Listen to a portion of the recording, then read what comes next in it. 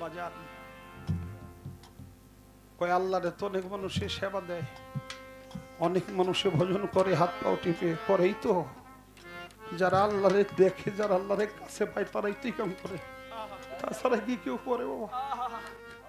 ও দেখে আল্লাহর কোনো সেবা করা যায় না, ও দেখে আল্লাহর কোনো ইবাদত করা যায় না। এই মিয়া দাদবার কি রাসো কারণ থেকে কি বিষয় তোমার স্টেজের মধ্যে?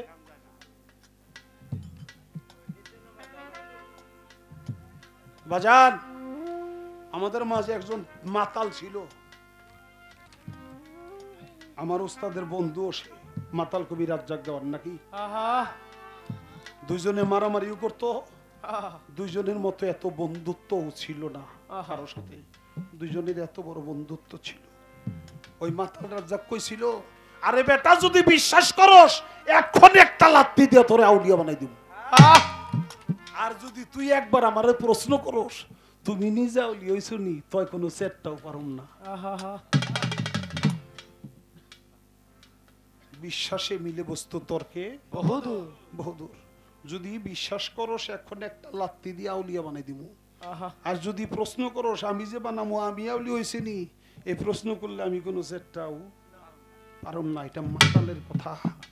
তাই আল্লাহকে দেখা যায়, আল্লাহকে দেখানো যায় না। অনেক কত রং বিরঙ্গে নানা আমি কত রং বিরঙ্গে নানা রঙ্গে সাজাবার রঙ্গে দিশা মুর্শিদ রূপে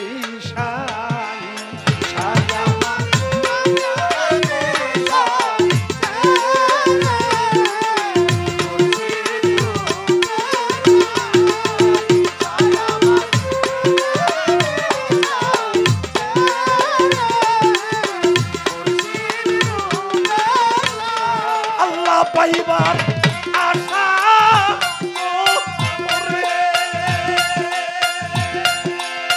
পরে যে জব যাব দিন ও কুমসা ওরে ওরে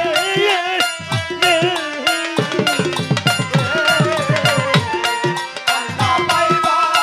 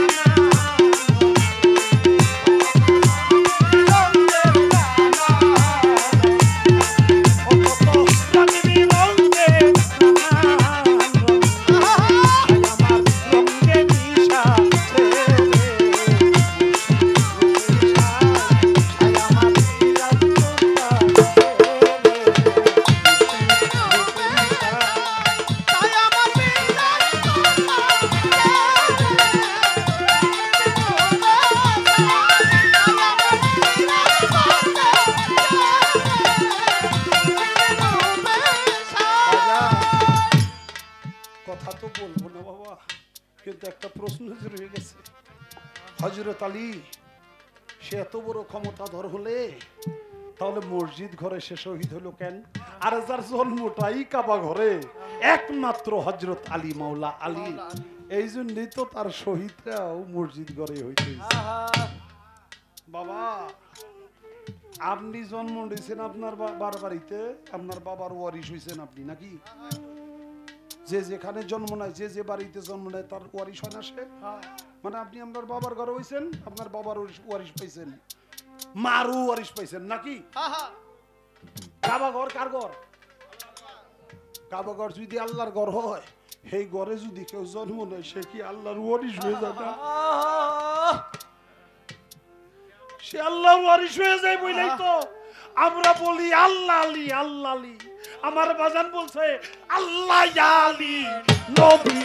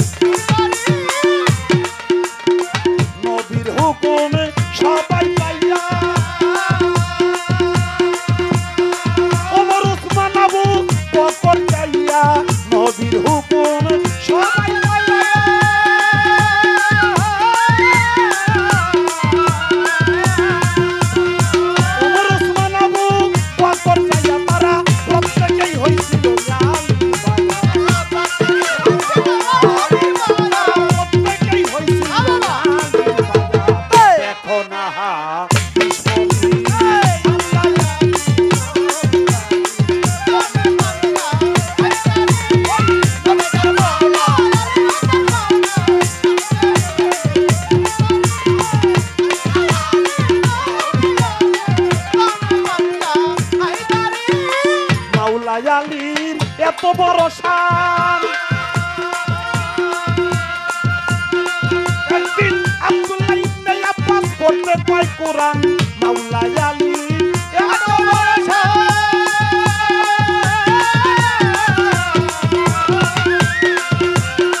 আব্দুল্লাহ ইবনে আব্বাস পড়তে পায় কোরআন, আলী সারা রাত রহি যায় হাতে হার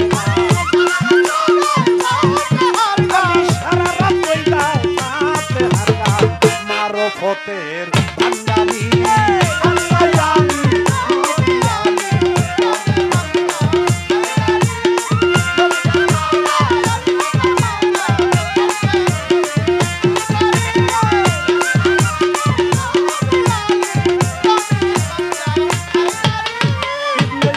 ডাক দিয়া আলীর কাছে কয়, ফাতিহা পড়িতেই যদি সারা রাত্র যায়, ওরে বাকি কুরআন তাফসীর কইরা শোনাইবেন কবে? হযরত আলী বলে, বন্ধুগণ শুনে রাখো হবে সারা কোরআনের সার সংক্ষেপ এই ফাতিহা হয় ফাতিহারই সার সংক্ষেপ বিসমিল্লাহ রয় বিসমিল্লাহর সার সংক্ষেপ বেহরফ হইল বেহরফের সার সংক্ষেপ নিচের নুক্তা হলো আলী কয় আনা নুক্তাতুল তাহা আলী কয় আনা নুক্তাতুল তাহা তালবা বলছে আলী মুক্তাবি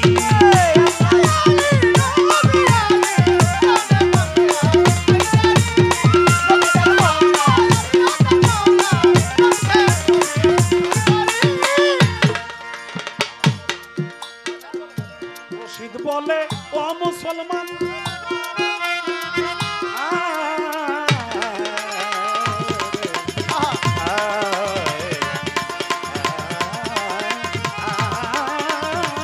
রশিদ বলে ও মুসলমান পাঞ্জাতনিকেই তোরা জানার মতো জান বাজান বলে ও মুসলমান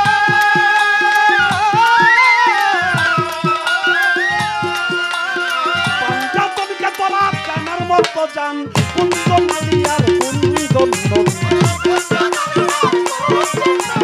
কুঞ্জন আলিয়ার কুঞ্জন নবী কুঞ্জন মাওলা আকবরী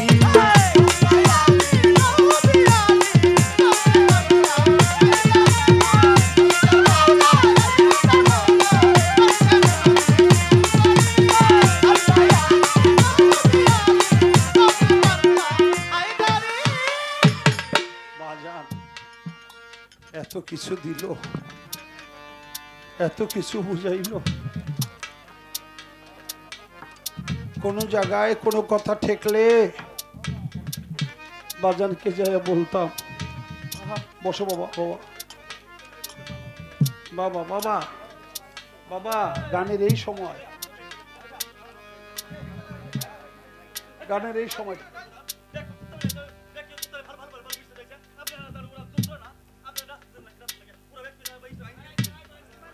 বাংবো না আচ্ছা বাবু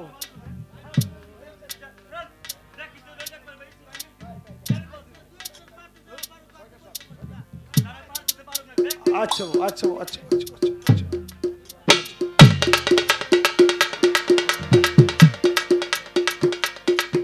বাজান আচ্ছা বাবা হয়ে গেছে মিট হয়ে গেছে বসে